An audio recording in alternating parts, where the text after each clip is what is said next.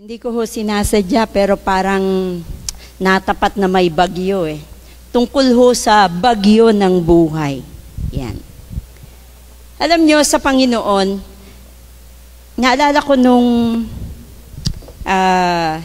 one time na naglalagay ako ng kaning baboy dun sa lagayan. Kasi yun pong tindahan sa harap namin ay may karinderya po kasi sa harap ng bahay namin. So, meron pong everyday na nagko-collect. So, prior to that, ay ang mga leftovers nila ay itinatapon lang, sinasabi, hinihintay namin sa magbabasura. There was a point na ang truck po ng basura sa amin ay parang 2 linggo, 3 linggo bago dumating. So, imagine nyo na kung anong itsura ng mga nabubulok, ano. Tapos, one day, ay, sabi ko, nakita ako ng, doon, ng parang timba na may takip. Yung lalagyan po ng, anong tawag dito, ng pintura.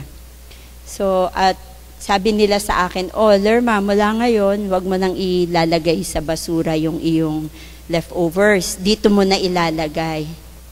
Sabi ko, ano ba? So, syempre, lahat ng leftover, lalagay mo doon, pati yung pinagbalatan ng mga gulay, kasi niluluto naman nila.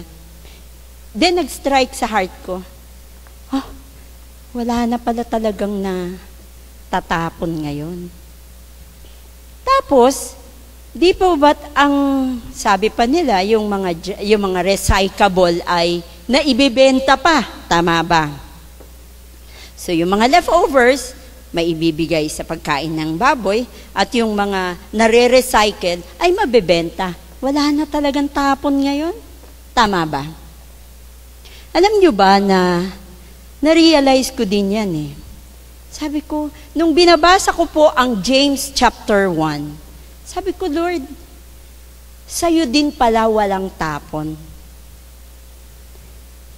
Ang aklat po ng James ay isinulat ni James, ni Santiago sa Tagalog. Huwag niyo pong hanapin ang Jaime sa Bible na Tagalog. Wala pong Jaime, it's James. Sa English, sa Tagalog po ay Santiago. Yan. Okay? Sa verse 1 po, kung babasahin natin, James chapter 1 verse 1, sabi niya doon, James, a bondservant of God and of the Lord Jesus Christ, to the 12 tribes which are scattered abroad. Greetings. Ito daw pong aklat na ito ay isinulat niya para sa mga nagkalat na sa iba't ibang bansa na mga Hudyo. So, ibig sabihin, hindi na sila nakatira sa kanilang bayan, So, bakit kaya niya ganun pinasimulan? Then, kung mapapansin po natin, sa verse 2, ay sinabi niyang, My brethren, count it all joy when you fall into various trials. So, makikita natin na ang sinusulatan niya ay mga Hudyo na wala na sa bayan nila. So, ibig sabihin, nag-scatter na. Tapos, sinundan niya ng sinasabi niyang, count it all joy. O magalak kayo kapag kayo ay nasusubok ang inyong pananampalataya o kapag kayo ay dumadaan sa iba't ibang uri ng pagsubok. Kaya pala, sabi ko, ganun na lang, kung babasahin nyo kasi ang buong chapter 1, it's about the trials and temptation na nararanasan. Pero ang unang ina-address niya rito, ay ang mga Hudyo. Bakit? Kasi pag wala ka sa sarili mong bayan, kadalasan, mas marami kang problemang nararanasan. Tama po ba ako? Iba ang weight, iba ang bigat. Kasi alam niyo po, ang mga Hudyo noon, nagkalat sila hindi dahil sa ginusto nilang mag-abroad.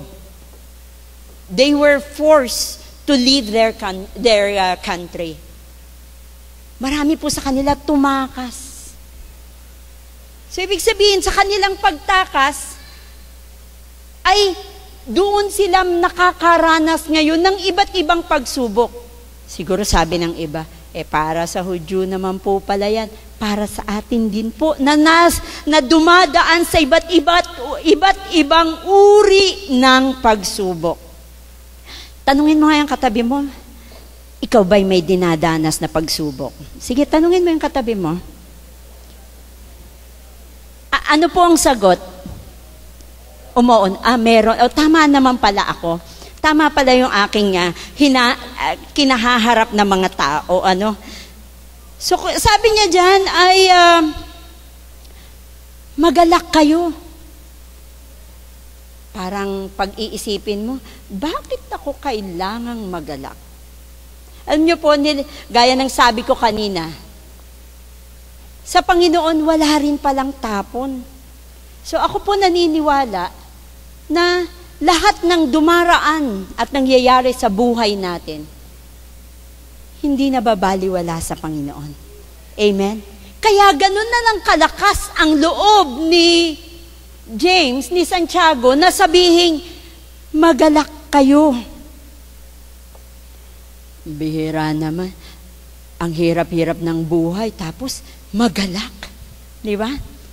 Hala, ang sakit-sakit ng loob ko dahil sa pangyayari sa buhay ko. Grabe po yung pinagdaraanan namin, hindi nyo lang alam, magalak.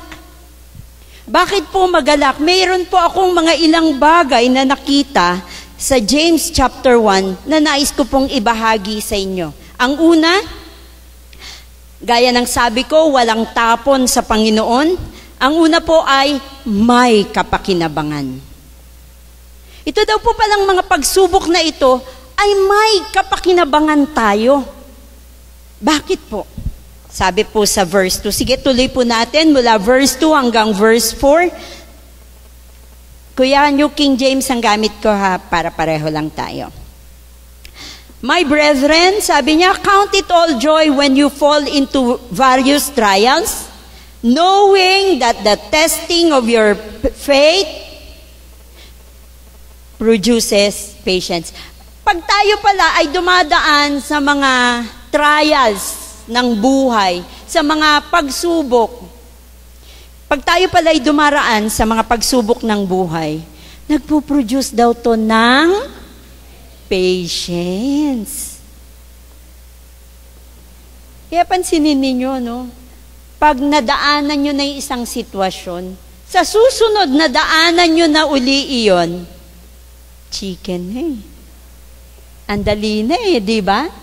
Parang hindi ka na masyadong nayayanig. Kaya naman ang gagawin ng kaaway, i-intensify. Pero sa totoo lang, ganun pa rin ang mukha ng problemang idadaan niya sa atin. Mukha lang, parang iba yung, parang grabe yung nararanasan ko ngayon. Pero kung i-assess po natin, iisa ang mukha ng kaaway. Amen? At ito daw ay nagpo-produce ng patience sa atin, na tinitest ang faith natin para ma-produce ang patience sa atin. But let patience have its perfect work, that you may be perfect and complete, lacking nothing. Pag nadidevelop pala ang patience sa atin, nahuhulma ang pagkatao natin. At pag nahuhulma ang pagkatao natin, anong sabi niya dyan? Gusto ko yun that you may be perfect, complete, and lacking natin. Parang sinasabi, sige, haharap ka uli. Kaya ko na yan. Diba? Handa na ako dyan. Kasi nadidevelop na Kaya wag po nating ipagmaktol. Wag ho nating hayaan na ma-defeat tayo ng mga sitwasyon ng buhay. Kaya pinangunahan na niya count it all joy. Kasi may kapakinabangan. Tignan mo yan sa perspective na may kapakinabangan. Na pwede kang makinabang sa mga nangyayari sa buhay natin. Amen? Sabi niya po basahin ko lang sa New Living Translation, Sabi niya doon, "Dear brothers and sisters, when troubles of any kind come your way, consider it an opportunity." Wow! Oportunidad daw. Alam niyo, ako natuwa ako dun sa heart ng Gilas. Nung makaharap uli nila, Iran ba yun yung tumalo sa kanila last? Na yung malalaking mga tao na tumalo sa kanila. Nanalampaso sila, medyo malaki ang edge sa kanila noon last year. Pero nangyari ngayon, natalo nila yun, di ba? Why? Kasi naaral nila yung naging experience nila last year. Natuto sila. Pero na-challenge sila doon. Masyado silang na-challenge doon dahil ang lalaki pala ng mga kalaban. Siguro nung first time din nilang, bagamat alam nilang matataas, pero ibang klase nung nakikita na siguro nila mismo sa court, ang lalaki pala, ang lalaki. So nung una, maaaring ganun ang reaction nila. Pero nung bumalik, kahit naman ang lalaki, halos tinalo nila lahat ng malalaki, di ba? Ang China, nakalamang ba ng malayo? Nanood lang ho ako, kunyari. Hindi, pero nakapanood ako nung laban nila. Hindi nakalayo ang China, ang yayabang. Kala mo kung sinong magagaling, di ba? Ang lalaki Pero nakalayo ba sila? Nagamit ba nila yung height nila para makalayo? Hindi Alam niyo kung anong nakita ko doon? Ang team natin, nakita na nila, malalaki kayo. Yan ang ginamit nyo sa amin nung nakaraan. Ito naman kami. Ginamit nilang opportunity. It's a choice, kapatid. Kapag ikaw ay dumaraan sa pagsubok, choice mo yan Parang exam lang yan Di ba mga estudyante? Choice mo yan. Kung mag-aaral ka o hindi. Choice mo yan kung, nakakatamad mag-aral, lalo na pag medyo umuulan-ulan, O kaya, sarap mag-FB, mag-Twitter, mag-Facebook, lahat. At may Aldab pa. Nood muna ako ng Aldab. Sisingit pa, So, ibig sabihin, choice natin ang anumang mga pangyayari na yan. Kaya, inunahan ka agad ni James ng count it all joy. Magalak ka. Kasi everything, yung lakas ng loob mo na humarap sa problema mo, nakabase yan sa estado ng puso mo. Pag ang puso mo lugmok na at saka kahaharap, hindi mo inayos ang estado ng puso mo, saka kahaharap sa problema. Anong tendency? Baka anino pa lang ng problema. Naalala ko meron akong isang movie din na nakita. Dahil yung dalawang tao na yon tumatakbo, nakita nila may anino, ang laki-laki ng anino, takbo sila, ayan na, malaki. Tapos nahulog sila dun. Sa kanilang pagtakbo, nahulog sila. Yung pala, monkey lang yung sumusunod sa kanila. At kumbaga nagpunta ron para i-rescue sila. Minsan takbo na tayo ng takbo. Pagod na tayo sa katatakbo sa mga sitwasyon natin. Hindi natin alam, it will be on our favor. Di po ba? Ang mga pagsubok na yan, alam nyo, parang yung basura lang yan Pwede ko namang itapon yung leftover na yon. Pinakamadali yun di ba? Mula kasi sa lababo, shoot ko na lang sa plastic. Pag shoot sa plastic, shoot ko na sa lalagyan ng basura. At pag tinali yung plastic ng basura, diretso na dun, sasabit na sa basurahan. Mas madali, di ba? Kesa sa i-drain ko, piliin ko yung mga leftover na yon at i-transfer ko, lalabas kami, itatransfer ko dun sa lalagyan ng kaning baboy. Mas madali yung magtapon sa basura nun. Pero, alin naman ang mabubulok talaga? Pag tumagal at hindi kaagad na pick up ng magbabasura, di nabulok. Ano naman ang balik niyan? Ang baho ng bahay ko. Tama ba ako? Samantalang, kung nagtiyaga ako, ilabas yun at ilagay ko sa tamang lalagyan. Ganyan lang din ang pag-handle natin sa problema. Minsan kailangan ng disiplina sa ating puso. Saan ko ifo-focus? Ifo-focus ko ba sa, ayan, late na nga kami, nakakainis. Alam niyo, there was a time, may experience kami ni Pastor July, galing po kami ng Antipolo. So kami, parang nagtatalo na kami kasi late na kami na-late kaming bumaba. So nagtatalo na kami. Pero alam nyo ba, nung pagdaan namin sa isang bahagi, sa Antipolo pa kasi kami noon, yung pababa ng ganun, pagdaan namin medyo may traffic ng konti. Paglampas namin may disgrasya. Yung jeep na hinahabol namin sanang nasakyan namin, nalaglag. Sabi ko, Lord, alam mo talaga lahat ng sitwasyon. Minsan masama ang loob natin, di ba? Ayan, na-miss tuloy natin yung lumakad. Sana mas mabilis ang alis natin. Tapos nung nakita namin na yun ang nadisgrasya, nagtinginan kami ni Pastor. Tapos sabi namin, Lord, salamat po. Na-miss namin yung sasakyan na yun. Walang tapon sa Panginoon, mga kapatid. Siyempre, hindi naman po ako natutuwa na may nadisgrasya. Pero, ang sinasabi ko rito, minsan, yung tinitignan nating pangit, yung tinitignan nating negatibo, paraan din ng Diyos para maiiwas ka. Amen? Sige po, palakpakan natin ang Panginoon. Meron din po isang kapatirang nag-share. Ay pumapasok siya sa Makati. So, yung bawat pila ng FX na mahalaga yun sa kanya. Siya din may na-miss siya na isa na lang. Tapos, dahil parang wala namang nakapila at that time, so nagmamadali na siya dahil siya na dapat.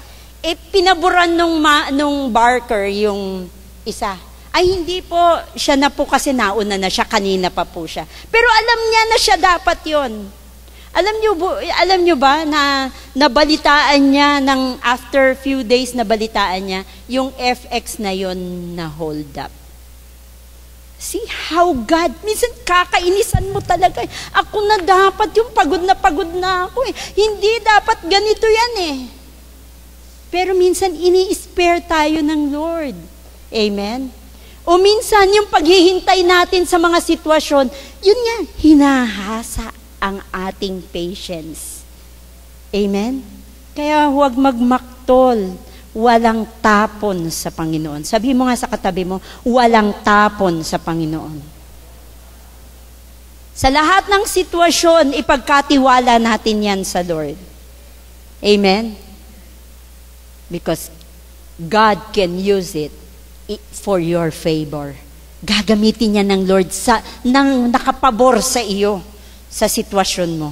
Amen po ba? Kaya nga, sabi niya, siguro isipin natin, paano? 'Di ba? Minsan hindi rin naman natin maintindihan eh. Pero sa verse 5, sinundan 'yon ni Santiago. Sabi niya, if any of you lacks wisdom, let him ask of God.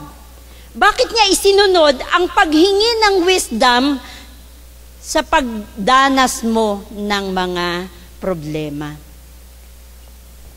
Kasi nga, hindi natin maunawaan ang sistema ng Diyos. Amen?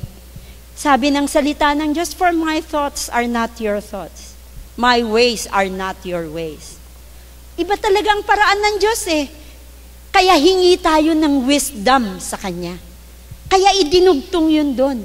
Para sa panahon na hindi natin naiintindihan, Lord, ano ba ito? Hindi ko maintindihan. So instead na, ano ba to? Nakakainis na buhay ito. Ganito na lang balagi.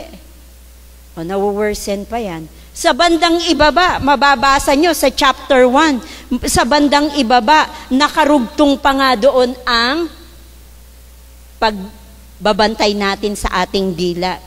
Alam nyo, sa totoo lang, lalo kong naintindihan. Biglang sa dulo, sabi niya, di ba?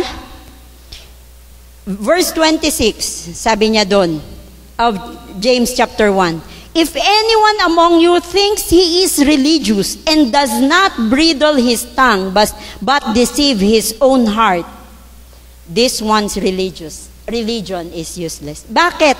Kasi nga, yung kadaldalan natin worsen the situation. Diba? Minsan lalo siyang nag-worse. Bakit? Kasi nga, imbes na humingi ka ng wisdom sa Lord, nagrereklamo tayo, nagsasalita tayo ng mga negatibo kasi hindi nga natin maintindihan. At anong sabi ng Biblia? Life and death is in the power of the tongue. At siya daw na nagmamahal sa kanyang dila ay aanihin, kakainin ang bunga nito. So anong diniklara ng dila mo? During our situation, sa panahon na tayo ay talagang namumroblema na, pigang-piga na, anong diniklara ng dila natin? Nakakainis kasi buhay ito. O di lalo tayong nagtatawag ng mga nakakainis sa buhay. Kasi naman, wala nang pag-asa. Ganito na lang talaga. O di talagang tinatawag mo. So, anong tendency? Sasabihin natin, sabi ko na nga talagang walang pag-asa Was it in the first place nakaplanong walang pag-asa? Hindi po Hindi naman ganun ang plano. Pero dahil diniklara mo, kinonfirm mo sa iyong declaration, nangyari. Kaya iingatan po natin ang sinasabi ng ating bibig. Mag-iingat tayo. Let us ask wisdom from the Lord. So kung una ay may kapakinabangan, pangalawa, may naghihintay daw na reward. May naghihintay na reward. Punta po tayo sa verse 12 ng James chapter 1. Sabi doon, blessed is the man who endures temptation, for when he has been approved, he will receive the crown of life, which the Lord has promised to those who love Him. So may tatlong premise ho dyan. Una, ang pinag-uusapan natin ay blessed. Ano? Blessed ang taong hindi ho sinabi na pagpapala ang temptation o ang mga pagsubok na dumaraan sa atin. Hindi ho yun ang blessing. Ang sinasabi, nagiging blessed daw ang tao kapag nalalampasan niya ang mga temptation na ito. So again, huwag po natin sasabihin, ay, blessed kasi ako ngayon May pagsubok ako.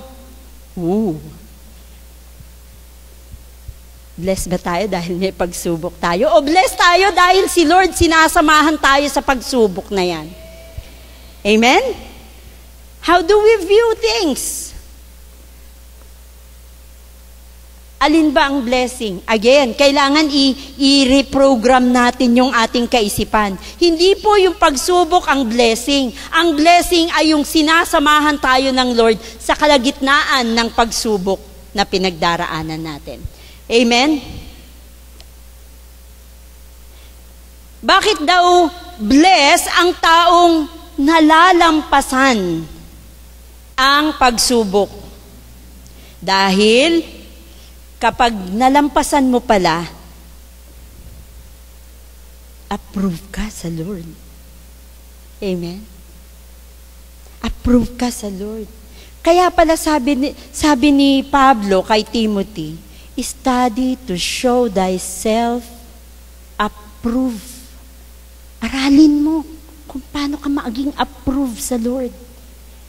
Isa pala sa mga approved sa Lord kapag nalalampasan natin ang mga pagsubok na yan, ang mga temptation na yan. Amen? So, basically, isa ring sinasabi dito na ang temptation itself ay hindi kasalanan.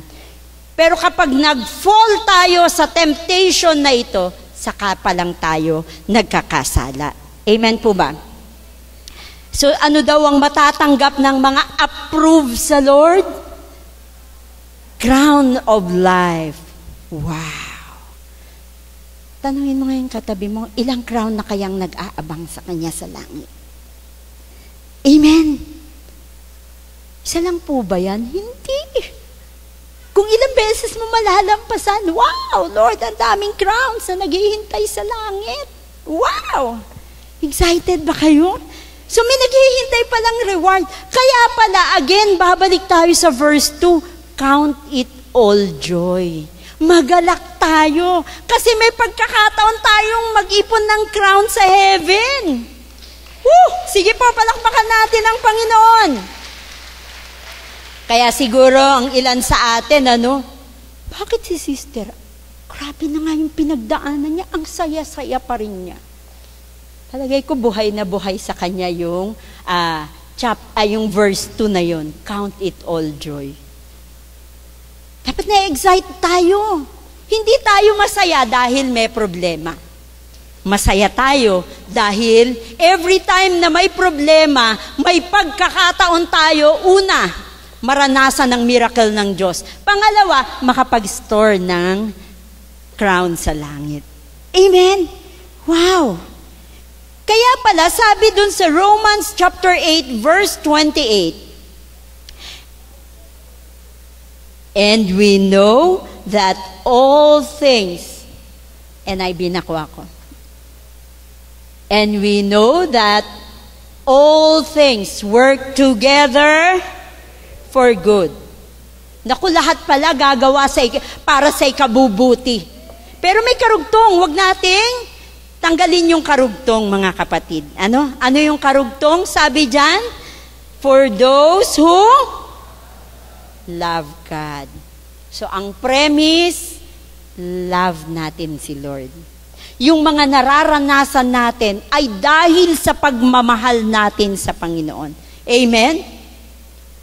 Bagamat tapat ang Diyos, na kahit na tayo ay sumasablay, ang Diyos, lagi ka pa rin hihilahin yan paangat. Amen?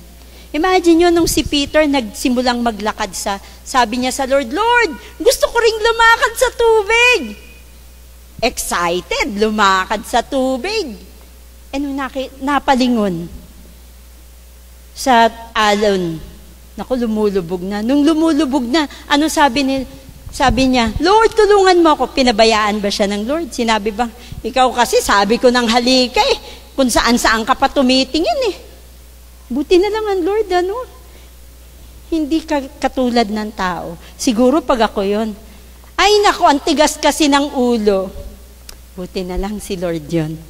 Amen?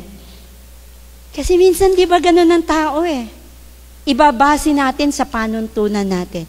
Pero siya, habang ginagawa natin ang mga bagay-bagay ayon sa pagmamahal natin, ang lahat ng bagay, lahat ng sitwasyon, magkakalakip-lakip sa ikabubuti natin.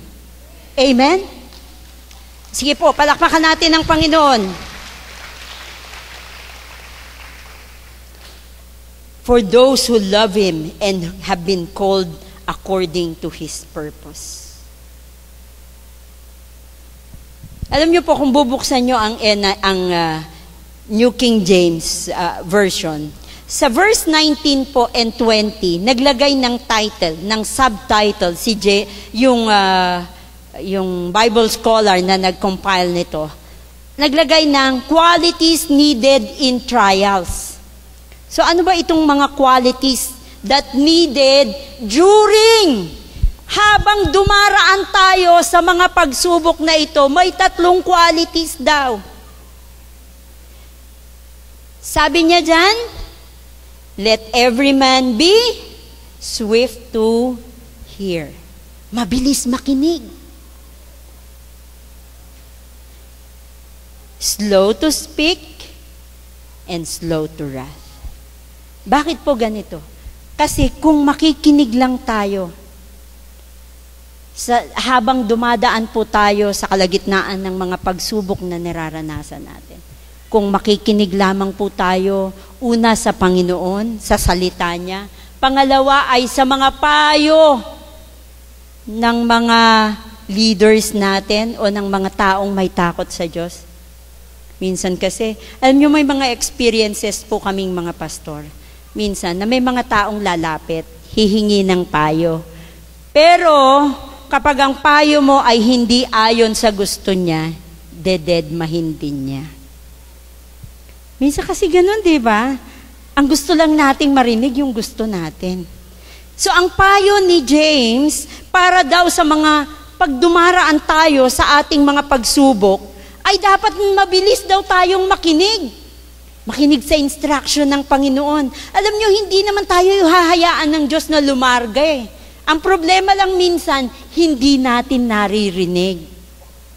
Lord, may problema kasi ako, ganito po yan eh. Lord, ang dami-dami kong problema. Pagkatapos, Lord, in Jesus' name, amen. Takbo na sa problema, magsusolusyon na.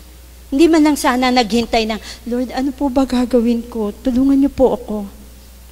Nakinig ng, Lord, magbabasa po ako ng Biblia niyo. I-guide niyo naman ako. O kaya, mas gusto pa natin minsan humingi ng payo sa mga hindi mananampalataya. Eh syempre, pag hindi po nagbabasa ng Biblia ang ating hihingian ng payo, anong ipapayo niya sa'yo pag may nanakit sa'yo? Ano? Siniraan ka niya, ang bait-bait mo nga sa kanya, siniraan ka niya. Ay nako, sugurin mo. Ayos ang payo, di ba? Sige, batuhin mo ng tinapay. Eto, ipalaman mo to. Bato yan. Sige, palaman mo dyan sa tinapay na ibabato mo. Di ba? Siyempre, what do you expect mula sa mga ganitong tao? So, makinig tayo. Pipiliin din natin kung kanino tayo hihingi ng payo.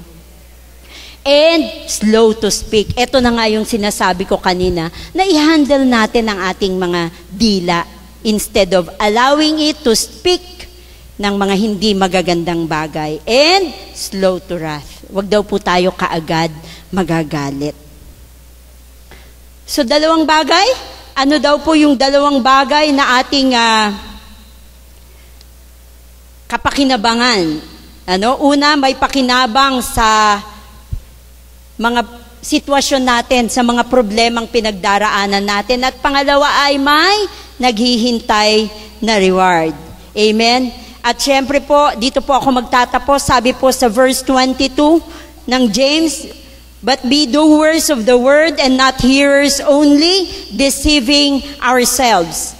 So, dinadaya daw po natin ang ating mga sarili kung abay, pakinig lang tayo ng pakinig. Pag linggo, yes, ang ganda ng narinig ko. Yes, I am blessed.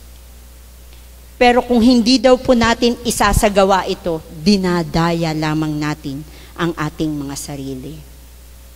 Ano po ba ang mga bagyong pinagdaraanan natin, maliban ho kay Lando na dumadaan sa bayan natin? Ano ba ang mga bagyong pinagdaraanan natin? Alam nyo, minsan kailangang aminin din natin kung anong sitwasyon natin. At habang dumadaan tayo dyan, ay baguhin daw po natin ang takbo ng ating kaisipan sa mga bagay na yan. Tignan natin na ito ay nakakatulong sa atin instead na ikasama ng loob natin o ireklamo natin. Mari po bang yumuko tayo? Tayo po ay magmuni-muni sa mga sitwasyon natin. Hindi ko alam kung anong sitwasyon ninyo, pero sige po, magmuni-muni po tayo. Isipin po natin ang ating mga pinagdaraanan. Ano ba ang mga sitwasyon natin? At ilapit natin yan sa Panginoon. At hingi natin yan ng tulong. Sabi niya, if anyone lacks wisdom, kung nangangailangan tayo ng wisdom patungkol sa mga bagay-bagay na yan, kung paano natin i-handle, handa ang Diyos magbigay sa atin. Amen. Ipo. kung tayo po ay patuloy na dudulog sa Kanya.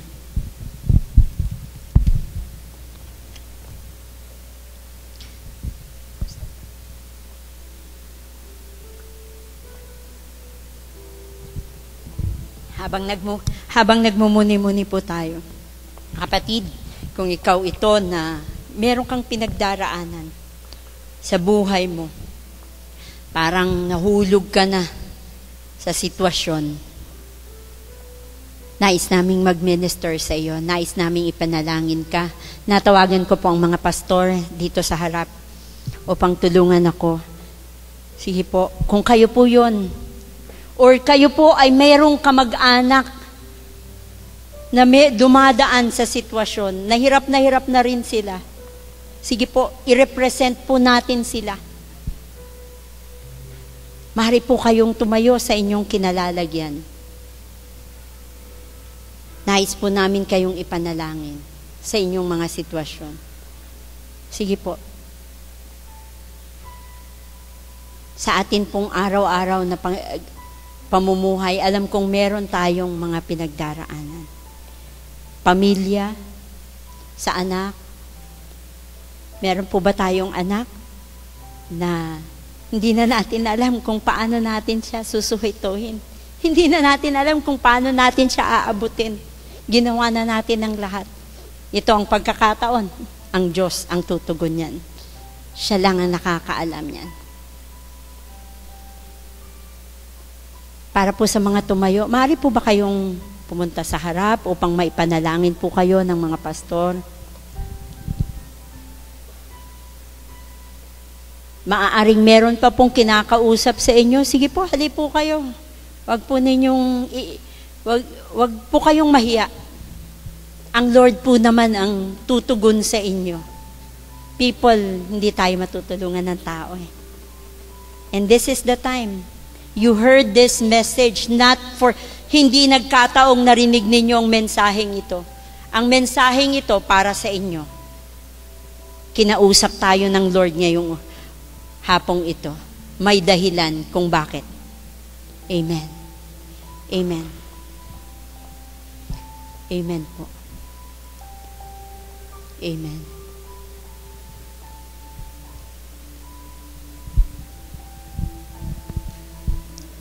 Habang pinagpe-pray po sila ng mga pastor, ay maaari po bang tumayo tayong lahat, awitan natin ng Panginoon.